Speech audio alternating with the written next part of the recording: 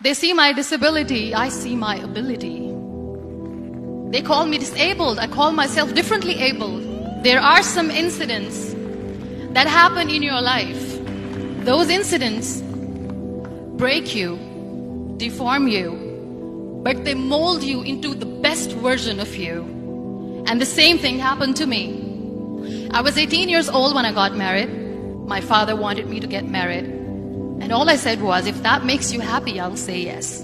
And of course, it was never a happy marriage. Just about after 2 years of getting married, I met a car accident. Somehow my husband fell asleep and the car fell in the ditch. He managed to jump out, saved himself. I'm happy for him. But I stayed inside the car and I sustained a lot of injuries. The list is a bit long, don't get scared. The wrist was fractured. Shoulder bone and collarbone were fractured. My whole rib cage got fractured. And because of the rib cage injury, lungs and liver were badly injured. I couldn't breathe.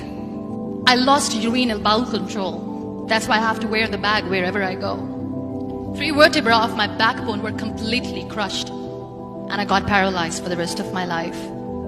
I finally ended up in a hospital where I stayed for 2.5 months.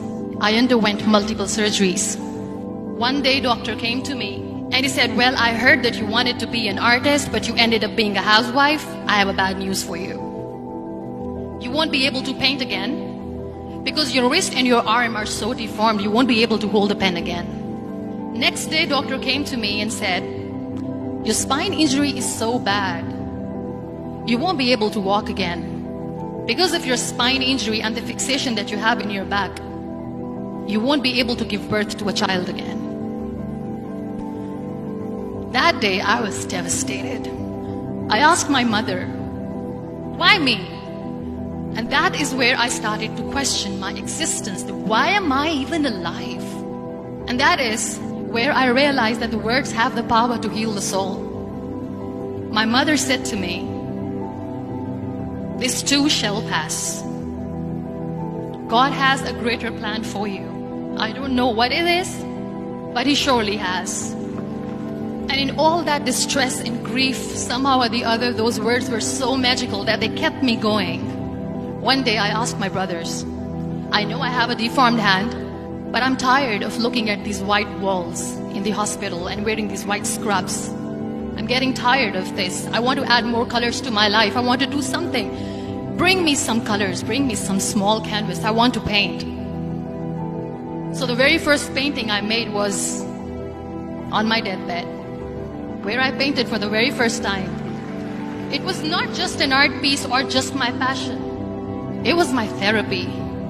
And then I was discharged and I went back home. And I went back home and I realized that I have developed a lot of pressure ulcers on my back and on my hip bone. I was unable to sit.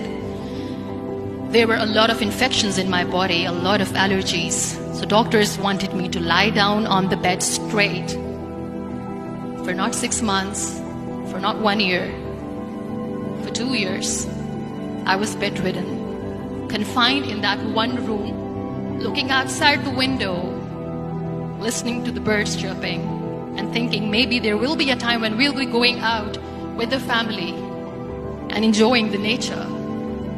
That was the time where I realized how lucky people are. That is the time where I realized that the day I'm going to sit, I'm going to share this pain with everyone to make them realize how blessed they are, and they don't even consider them lucky. That day I decided that I'm going to fight my fears. We all have fears. Fear of unknown, fear of losing people, fear of losing health, money. We want to excel in career, we want to become famous, we want to get money. We are scared all the time. So I wrote down one by one all those fears. And I decided that I'm going to overcome these fears one at a time. You know what was my biggest fear? Divorce.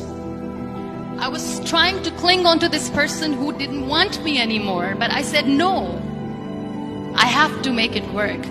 But the day I decided that this is nothing but my fear, I liberated myself by setting him free.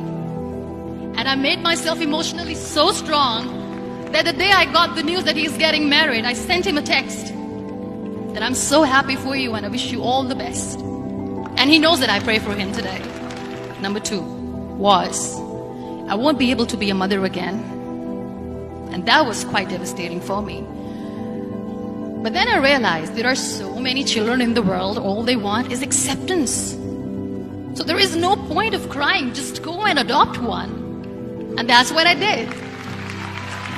People think that they will not be accepted by the people because we, in the world of perfect people, are imperfect.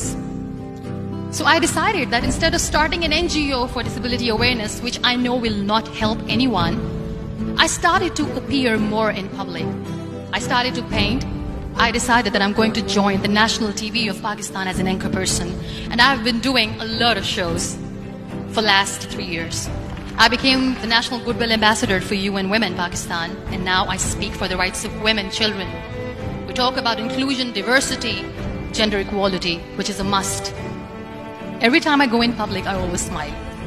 It's always a big toothy smile on my face, and people ask me, don't you get tired of smiling all the time? What's the secret? I always say one thing, that I have stopped worrying about the things that I have lost, the people that I have lost. Things and people who were meant to be with me are with me. And sometimes, somebody's absence makes you a better person. Cherish their absence. It's always a blessing in disguise. Live your life fully. Accept yourself the way you are. Be kind to yourself. Be kind to yourself. I'll repeat, be kind to yourself, and only then you can be kind to others. Love yourself and spread that love. Life will be hard. There will be turmoils, there will be trials, but that will only make you stronger.